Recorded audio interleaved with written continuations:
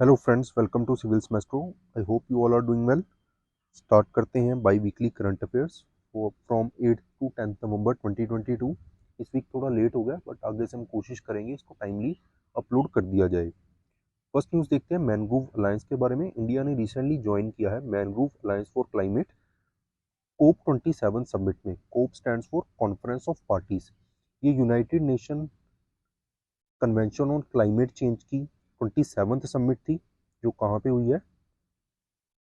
श्रम अल शेख में, जो कहाँ पे है? इजिप्ट में। मैनग्रोव अलायंस फॉर क्लाइमेट जो है इंटर गवर्नमेंटल अलायंस है। इसका ऑब्जेक्टिव क्या है? मैनग्रोव इकोसिस्टम को कंजर्व करना एंड रिस्टोर करना। इसको लॉन्च किया था यूनाइटेड अरब एमिरेट्स ने इन पार्टनरशिप विद इंडोनेशिया। इसके अलावा कौन कौन सी मेंबर कंट्रीज हैं इसमें? Australia, Japan, Spain and Sri Lanka. Alliance का एम क्या है? कि अवेयरनेस बढ़ाना कि कैसे मैनग्रोव जो है क्लाइमेट चेंज की प्रोसेस के लिए सॉल्यूशंस प्रोवाइड कर सकते हैं। नेचर बेस्ड सॉल्यूशन कैसे ये प्रूव हो सकते हैं, और इंश्योर करना मैनग्रोव फॉरेस्ट की रिहेबिलिटेशन ग्लोबल लेवल पे। इंडिया ने ज्वाइन किया है इस अलायंस को in line with its nationally determined contributions. अब क्लाइमेट चेंज को रोकने के लिए हर एक कंट्री ने कुछ अपने गोल्स डिटरमाइन किए, अपने कॉन्ट्रीब्यूशन डिटरमाइन किए हैं, जिनको कहा गया है नेशनली डिटरमाइंड कॉन्ट्रीब्यूशंस। तो इंडिया का उसमें गोल क्या है कि 2.5 to 3 billion tonne of carbon dioxide जो है उसका कार्बन सिंक बनाना। इट मीन्स इतनी कार्बन डाइऑक्साइड को कैप्चर करना by end of this decade. तो मैनग्रोव अलायंस ज्वाइन करने के बाद इंडिया इस नेशनली डिटरमाइंड कंट्रीब्यूशन को अचीव कर पाएगा। मैनग्रोव्स के बारे में पढ़ लेते हैं। मैनग्रोव क्या है? एक श्रब है या एक स्मॉल ट्री हम बोल सकते हैं, जो कोस्टलाइन के आसपास पाया जाता है, और इसकी रूट जो है वो सॉल्टी सेडिमेंट्स में होती है। इट मीन्स जो दलदली इलाका जहाँ पे पाए जाते हैं वो सॉल्टी रहेगा। ओफन कहाँ पाए जाते हैं? अंडर वाटर में, और दलदली इलाकों में मिलते हैं ये। एक्सट्रीम वेदर कंडीशंस में ये सर्वाइव कर सकते हैं, और इनको बहुत ही कम ऑक्सीजन चाहिए होता है सर्वाइवल के लिए। मैनग्रोव्स जो है मेनली ट्रॉपिकल एंड सब ट्रॉपिकल रीजन में पाए जाते हैं वर्ल्ड के, और 123 कंट्रीज के अराउंड जो है मैनग्रोव्स वहाँ पे मिलते हैं। मोस्ट कार्बन रिच फॉरेस्ट हैं ट्रॉपिक्स में, और 3% ऑफ कार्बन सिक्वेस्टर करते हैं ये वर्ल्ड ट्रॉपिकल फॉरेस्ट की। कार्बन सिक्वेस्ट्रेशन का मतलब क्या है? कि कार्बन को कैप्चर करना एंड स्टोर करना। मैंग्रोव फॉरेस्ट जो है ये कार्बन को कैप्चर करते हैं एंड स्टोर करते हैं। मैंग्रोव फॉरेस्ट जो है नेचुरल बैरियर है against rising tides and storms. जो कोस्टलाइन एरिया है उसको, जो समुद्र से स्टॉर्म्स आ रही हैं या राइजिंग टाइड्स हैं, उनसे बचाते हैं, और कोस्टलाइन इरोड होने से भी बचाते हैं। यूनेस्को सेलिब्रेट करता है जो July 26 as international day for conservation of mangrove ecosystem. इसमें मैनग्रोव इकोसिस्टम के बारे में अवेयरनेस बढ़ाई जाती है, और कैसे हम इनकी कंजर्वेशन को इनकी कंजर्वेशन कर सकते हैं, इसके लिए भी लोगों को अवेयर किया जाता है। कुछ इकोसिस्टम सर्विसेज प्रोवाइड करते हैं, जैसे वुड प्रोवाइड करते हैं, इसमें टिम्बर एंड फ्यूल प्रोवाइड करते हैं मैनग्रोव्स। कोस्टल एरिया जो उसको प्रोटेक्ट करते हैं राइजिंग टाइड से, स्टॉर्म से। वाटर फिल्ट्रेशन की तरह काम करते हैं, जिसमें वाटर की क्वालिटी को मेंटेन करके रखते हैं ये, और उससे पॉल्यूटेंट निकालते हैं। टूरिज्म सर्विसेज भी प्रोवाइड करते हैं, जैसे बोट टूर हो गया, फिशिंग हो गया। देन फिशरीज है। 3000 फिश स्पीशीज जो है मैंग्रोव इकोसिस्टम में पाई जाती हैं। क्लाइमेट रेगुलेट करते हैं, कैसे? कार्बन को कैप्चर करके। देन लाइवलीहुड प्रोवाइड करते हैं। नियरली 120 मिलियन पीपल जो हैं वो मैनग्रोव के आसपास रहते हैं। नेक्स्ट देखते हैं G20, that is group of 20 countries. इसका एक लोगो जो है इनोग्रेट किया किसने किया है? प्राइम मिनिस्टर नरेंद्र मोदी ने। और G20 समिट जो बाली में होने जा रही थी इंडोनेशिया में, उससे पहले ये लोगो लॉन्च किया गया। और इसकी थीम क्या है? One earth one family one future. Logo जो है इसमें आप देख सकते हो अर्थ प्लेनेट है, लोटस है जो इंडिया का नेशनल फ्लावर है, और नीचे वसुधैव कुटुंबकम लिखा हुआ है। वसुधैव कुटुंबकम का मतलब क्या है? One earth one family one future. और ये भी कह सकते हैं कि इंडिया जो है पूरे वर्ल्ड को एक एक फैमिली या की तरह ट्रीट करता है। वसुदेव कुटुंबकम जो है सिग्नेचर है इंडिया का, कि इंडिया का जो वर्ल्ड के लिए कंपैशन है, और लोटस जो है इंडिया के कल्चरल हेरिटेज को सिंबलाइज करता है। लोगों का जो कलर है वो रिप्रेजेंट करता है इंडियन नेशनल फ्लैग के कलर्स को, that is saffron, white and green colour को, ग्रीन एंड ब्लू कलर को। अर्थ जो है वो रिफ्लेक्शन है कि इंडिया की क्या जो प्रो प्लेनेट अप्रोच है लाइफ को लेकर, और कैसे ये हार्मनी है, नेचर के साथ हार्मनी में है। देन लोटस फ्लावर जो है इसको स्पीशियस माना जाता है, प्योर है, इटर्नल है, और ये लोगो क्या इंडिकेट करता है कि ग्लोबल चैलेंजेस जो हैं ऑल ओवर द वर्ल्ड जो फेस किए जा रहे हैं। देन भारत जो है इसमें लिखा हुआ है, आप देख सकते हो लोगों में ये भारत लिखा हुआ है। कि ये क्या रेफर करता है, ये ये इंडिया को रेफर करता है संस्कृत में, और इससे क्या सिग्निफाई किया जा रहा है कि ग्रुपिंग जो है ये डेवलप्ड एंड डेवलपिंग नेशंस को एक साथ लेकर आ रही है एक सिंगल प्लेटफॉर्म पे। और इसमें इंडिया का पोटेंशियल हाईलाइट किया गया कि इंडिया के पास पोटेंशियल है ग्लोबल इश्यूज पे कंसेंसस बिल्ड करवाने के लिए, और कैसे ग्लोबल पॉलिटिक्स को इंडिया एक नैरेटिव प्रोवाइड कर सकता है। नेक्स्ट देखते हैं इंटरनेशनल ड्रॉट रेजिलियंस अलायंस। इसको लॉन्च किया गया था नवंबर 7 को during 27th conference of parties, जो हमने रिसेंटली डिस्कस किया, कहाँ पे हुई है, शर्म एल शेख इजिप्ट में। और स्पेन एंड सेनेगल ने मिलकर ये लॉन्च किया है international drought resilience alliance, cooperation को प्रमोट करने के लिए, ताकि फ्यूचर ड्रॉट्स जो हैं उनके लिए प्रिपेयरनेस की जा सके। अलायंस में 30 कंट्रीज मेंबर हैं, 20 ऑर्गेनाइजेशंस भी मेंबर हैं। इंपॉर्टेंट क्या है कि इंडिया इसका मेंबर नहीं है। अलायंस जो है एक कोलैबोरेटिव प्लेटफॉर्म प्रोवाइड करती है जिसमें पॉलिटिकल मोमेंटम दिया जाएगा और रिसोर्सेज को मोबिलाइज किया जाएगा, ताकि टारगेटेड एक्शंस लिए जाएं ड्रॉट से बचने के लिए। ड्रॉट जो है ये 29% इनकी फ्रीक्वेंसी बढ़ गई है सिंस 2000, और 55 मिलियन पीपल जो है इस ड्रॉट से इम्पैक्ट हुए हैं, हर साल इम्पैक्ट होते हैं। Then international drought resilience alliance जो है ये अदर प्लेटफॉर्म्स के साथ मिलकर, जैसे कि वर्ल्ड मीटीरियोलॉजिकल ऑर्गेनाइजेशन के साथ मिलकर, क्या एक्शन ले रहा है कि यूनिवर्सल कवरेज जो है अर्ली वार्निंग सिस्टम का, कि ड्रॉट के लिए जो अर्ली वार्निंग सिस्टम्स हैं वो इस्टेब्लिश किए जाएं, और इनकी यूनिवर्सल कवरेज हो, कि हर जगह ये सेटअप किया जाए जो जो ड्रॉट प्रोन एरियाज हैं। इस्टेब्लिशमेंट से क्या हुआ कि सिर्फ एक ही कन्वेंशन है जो ड्रॉट के साथ डील करती है, that is United Nation Convention to Combat Desertification. इसके अलावा किसी भी तरह की इंटरनेशनल कन्वेंशन या एग्रीमेंट नहीं है। तो एक तरह का बूस्ट मिलेगा ड्रॉट से लड़ने के लिए through international drought resilience alliance. Next देखते हैं प्रारंभ मिशन। इंडिया का फर्स्ट प्राइवेटली डेवलप्ड रॉकेट है विक्रम-S। ये विक्रम साराभाई जो फाउंडर थे इसरो के, उनके नाम पे रखा गया है। ये लॉन्च किया जाएगा नवंबर 12 से नवंबर 16 के बीच में। हैदराबाद बेस्ड स्टार्टअप है स्काई रूट एरोस्पेस, इन्होंने अनाउंस किया है। मेडन मिशन है ये स्काई रूट एरोस्पेस का, इसका नाम है प्रारंभ। ये क्या करेगा, कस्टमर कस्टमर पेलोड्स जो है वो स्पेस में भेजेगा। कहाँ से, श्रीहरिकोटा से ये लॉन्च किया जाएगा। Single stage sub orbital launch vehicle है ये। सब ऑर्बिटल फ्लाइट्स कौन सी होती हैं, जो ऑर्बिटल वेलोसिटी जो होती है, जैसे मान लो ये ऑर्बिट है, इसकी जो वेलोसिटी है उससे कम स्पीड में ट्रैवल करती हैं। इसका मतलब क्या है कि ये इतनी फास्ट तो हैं कि आउटर स्पेस में जा सकती हैं, बट इतनी ज़्यादा भी स्पीड नहीं है कि वो एक ऑर्बिट में स्टे कर सकें, क्योंकि अर्थ जो है, अर्थ या सन जो है, सन के आसपास क्या है, ऑर्बिट्स हैं, और प्लैनेट्स ऑर्बिट्स में रिवॉल्व करते हैं। तो उसकी स्पीड इतनी तो है, ये स्पेस में जा सकता है आउटर स्पेस में, बट ऑर्बिट्स में रिवॉल्व करने की इतनी स्पीड इसकी नहीं है। नेक्स्ट देखते हैं Middle East Green Initiative. Union minister for environment and forest and climate change जो है, इन्होंने अटेंड किया recently Middle East Green Initiative summit at COP27 at Sharm El Sheikh in Egypt. ये first of its kind regional alliance है जिसको inaugurate किया गया था 2021 में, और इसको मेन लीड कौन कर रहा है, सऊदी अरेबिया। और इससे क्या एग्जाम्पलीफाई होता है कि सऊदी अरेबिया की जो कमिटमेंट्स हैं इंटरनेशनल सस्टेनेबल एफर्ट्स को लेकर। एक डिफाइंड रोड मैप प्रोवाइड करता है ये इनिशिएटिव कि कैसे रीजनली क्लाइमेट एक्शन के साथ डील किया जा सकता है, कैसे कोऑर्डिनेटेड एंड लोकलाइज्ड रिस्पॉन्स से क्लाइमेट चेंज को रोका जा सकता है, और इसका एम क्या है कि कार्बन एमिशंस जो हैं उनको रिड्यूस करना।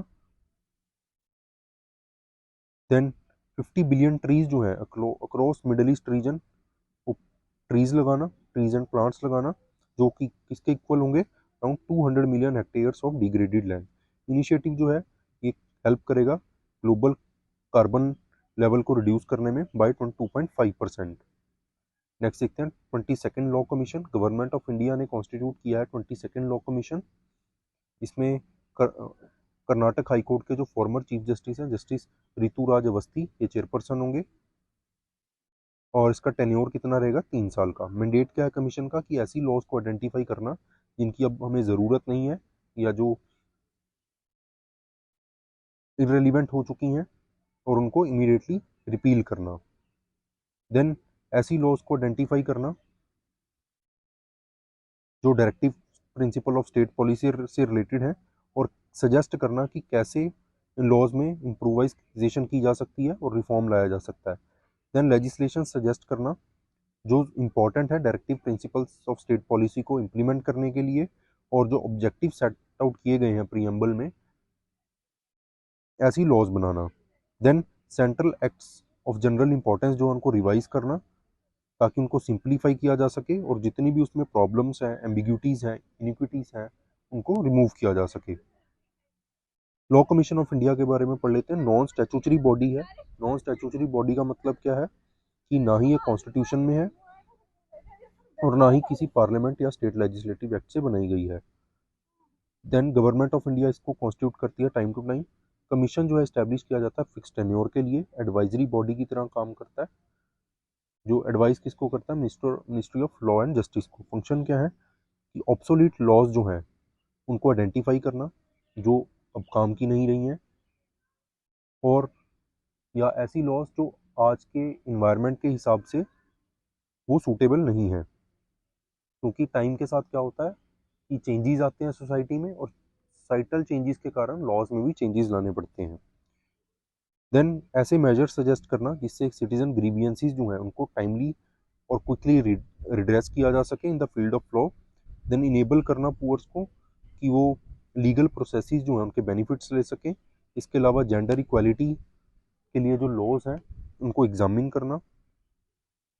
हालांकि जो रिकमेंडेशंस है इस कमीशन की वो बाइंडिंग नहीं होती है गवर्नमेंट के लिए, और सिर्फ एडवाइजरी इन नेचर होती हैं, और गवर्नमेंट या कंसर्न डिपार्टमेंट जो है वो एक्सेप्ट भी कर सकते हैं इन रिकमेंडेशंस को और रिजेक्ट भी कर सकता है।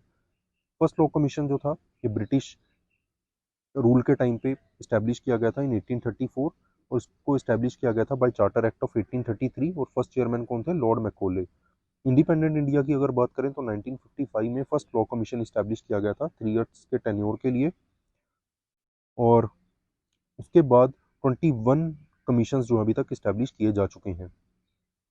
नेक्स्ट देखते हैं, न्यू क्रैब की स्पीशीज मिली है कहाँ पे, in the mangroves near the Vellar river estuarine in Cuddalore district,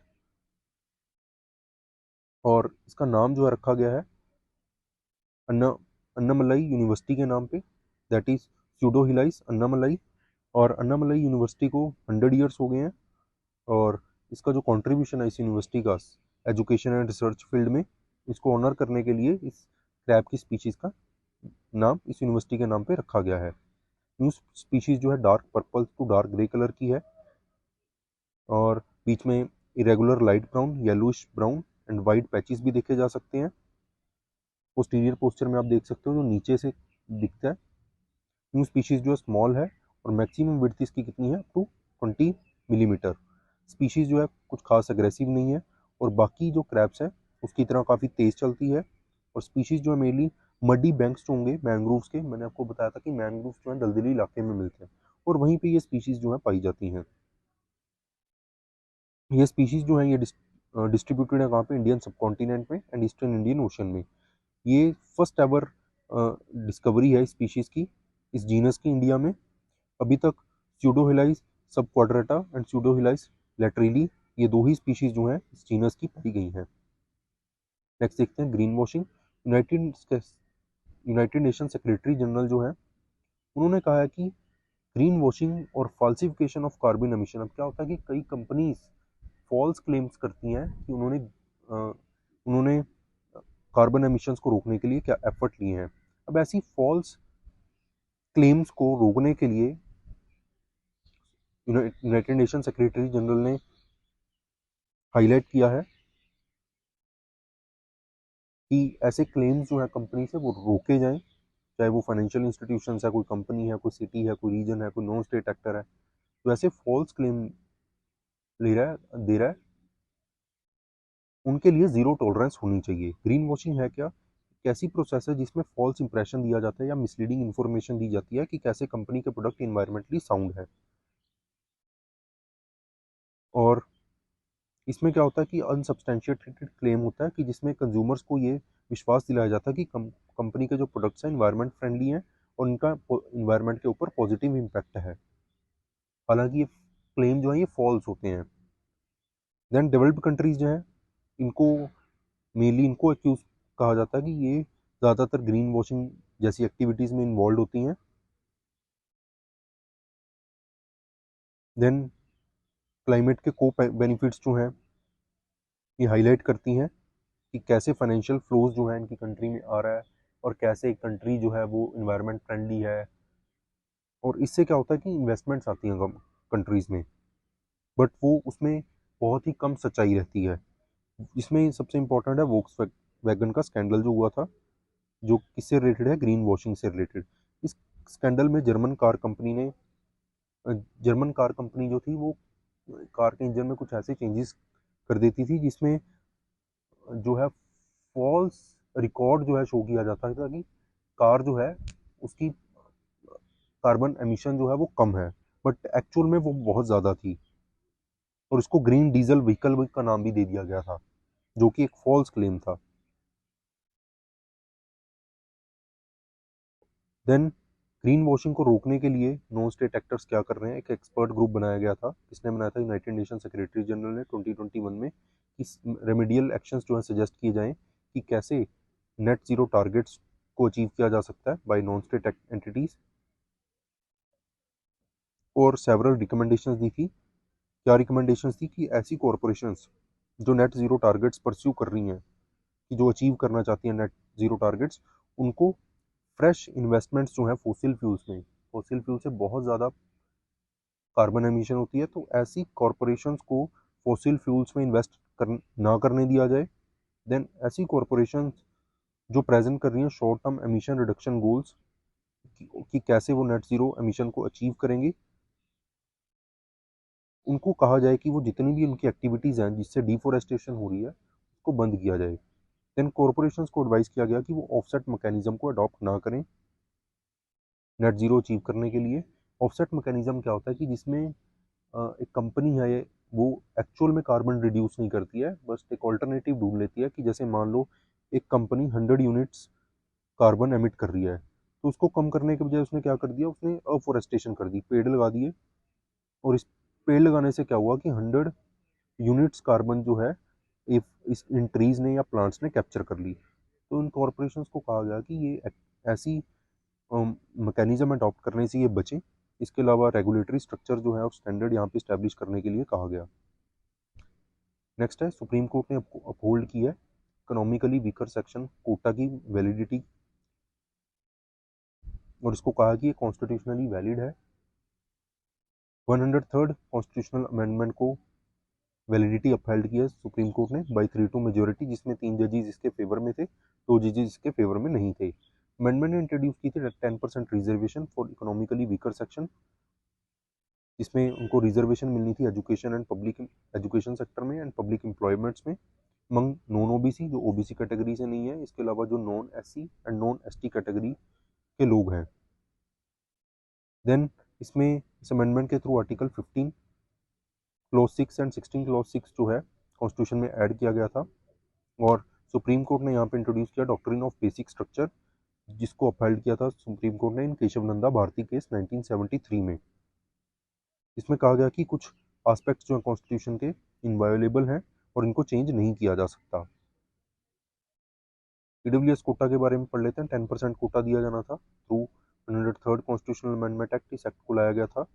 और 15(6) जैसे हमने डिस्कस किया एंड 16 क्लॉज 6 इसमें ऐड किए गए। और रिजर्वेशन दी गई एजुकेशनल इंस्टीट्यूशन में एडमिशन्स के लिए, इसके अलावा जॉब्स में, गवर्नमेंट जॉब्स में। देन इसमें जो पुअर सेक्शन है जो किसी भी गवर्नमेंट स्कीम के अंडर कवर नहीं है, जैसे कि एससी कैटेगरी के लोग हैं, ओबीसी, उनको तो रिजर्वेशन मिल रही है, बट ऐसे लोग, पुअर लोग जिनको कोई रिजर्वेशन नहीं मिल रही है, उन लोगों को यहाँ पे कवर किया जाना था। इसमें बोथ सेंटर एंड स्टेट जो है वो रिजर्वेशन प्रोवाइड कर सकते हैं ईडब्ल्यूएस सेक्शन, ईडब्ल्यूएस के जो लोग हैं उनको। नेक्स्ट देखते हैं early warning system. National Geophysical Research institute, तो किसका इंस्टीट्यूट है? Council of scientific and industrial research का। इन्होंने स्टडीज जो है बिगिन कर दी हैं। इसमें अर्ली वार्निंग सिस्टम इस्टेब्लिश किए जाएंगे जो फ्लड को चेक करेंगे, रॉक स्लाइड्स को एंड अवलांचेस को, कहाँ पे? हिमालयन स्टेट्स में। साइंटिस्ट जो है इस इंस्टीट्यूट के, उन्होंने कुछ लोकेशंस आइडेंटिफाई किए हैं हायर रीचेस में, जैसे उत्तराखंड में। और यहाँ पे सीज्मोमीटर्स जो है लगाए जाएंगे जो क्वेक्स को मेजर करेंगे कि जो मान लो रॉक स्लाइड हो रही है उसकी वजह से जो भूकंप आ रहा है, फ्लड्स आ रहे हैं या अवलांचीज आ रहे हैं, ये सीज्मोमीटर्स उनको ट्रैक करेंगे। ऑब्जेक्टिव क्या है? क्लोजली मॉनिटर करना रिवर फ्लोज को स्पेसिफिक एरियाज में, ताकि सडन वाटर लेवल राइज अगर होता है और फ्लडिंग जैसी कोई सिचुएशन आती है तो उसको रोका जा सके।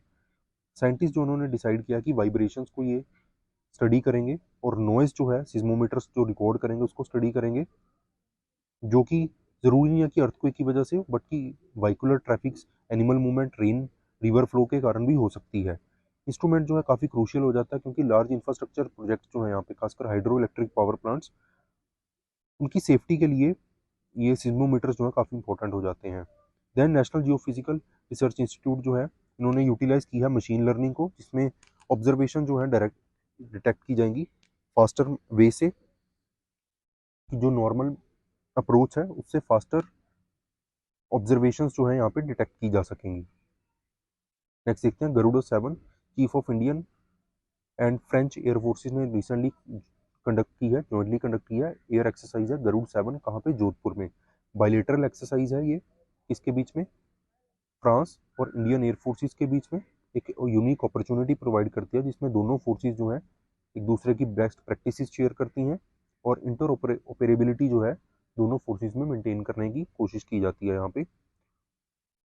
ये फर्स्ट ओकेजन है जब लाइट कॉम्बैट एयरक्राफ्ट जो है तेजस और लाइट कॉम्बैट हेलीकॉप्टर प्रचंड जो है इसमें पार्टिसिपेट करेगा। इसके अलावा रफेल फाइटर्स जो हैं और Sukhoi 30 MK1, Jaguar fighter aircraft and Mi-17 helicopters भी इसमें पार्टिसिपेट करेंगे। ये 7th एडिशन है इस बायलैटरल एक्सरसाइज का। First, third and fifth edition कहाँ पे हुए थे? इंडिया में। That was in 2003, 2006 and 2014। और कहाँ कहाँ पे हुए थे ये? ग्वालियर, कलाईकुंडा एंड जोधपुर में respectively. Second, fourth and six edition कहाँ पे हुए थे? फ्रांस में। That was in 2005, 2010 and 2019। Next देखते हैं सबमर्सिबल प्लेटफॉर्म है Acoustic Characterisation and Evaluation, also known as SPACE. ये किसने डेवलप किया है? Defence Research and Development Organisation ने। ये बेसिकली क्या है कि टेस्टिंग एंड इवेल्युएशन फैसिलिटी है सोनार सिस्टम के लिए। सोनार क्या है? समुद्र की डेप्थ को मेजर करने के लिए सोनार सिस्टम यूज होता है जो साउंड वेव्स के ऊपर काम करता है। इंडियन नेवी के लिए डेवलप किया गया है जिसमें वेरियस प्लेटफॉर्म्स में यूज किया जा सकेगा ये, जैसे कि शिप्स होगी, सबमरीन्स हो गए, हेलीकॉप्टर्स हो गए। ये फैसिलिटी जो है ये इसको डेवलप किसने किया है? NPOL, that is naval physical and oceanographic laboratory जो कोचीन बेस्ड है। और इसको कंस्ट्रक्ट कौन कर रहा है? L&T ship building Chennai. Uses क्या होंगे इसको? मेनली सोनार सिस्टम्स को इवेल्युएट करने के लिए यूज़ किया जाएगा।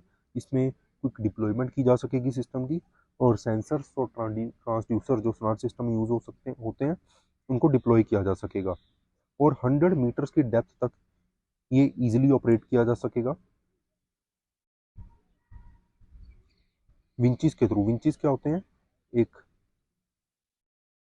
ऐसा सिलेंड्रिकल सिस्टम होता है, यहाँ पे हैंडल लगा होता है जिससे कि एक चेन जो है समुद्र की डेप्थ में जाती है, तो इस विंचीज के थ्रू इसको 100 मीटर्स की डेप्थ तक डिप्लॉय किया जा सकेगा। नेक्स्ट देखते हैं Ranthambore national park. National green tribunal ने रिसेंटली ऑर्डर किया कि रैंथमबोर फेस्टिवल जो है, जो एक म्यूजिकल फेस्टिवल है, ये रैंथमबोर टाइगर रिजर्व में तभी किया जाए जब अथॉरिटीज़ परमिट करती हैं। रैंथमबोर नेशनल पार्क के बारे में पढ़ लेते हैं कि कहाँ पे लोकेटेड है। राजस्थान में, in junction at the junction of Aravalli and Vindhya hill ranges natural habitat है ये।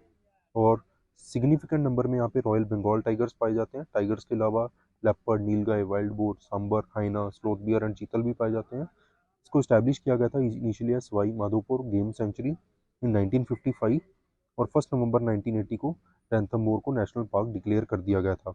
इसके अलावा जो फॉरेस्ट इसके अंदर है, जैसे कि सवाई मानसिंह सेंचुरी एंड कला देवी सेंचुरी भी इसमें पाई जाती है। तो आई होप ये आपको समझ आया होगा। आपका कोई भी डाउट आप हमें कमेंट सेक्शन में कमेंट करके पूछ सकते हैं।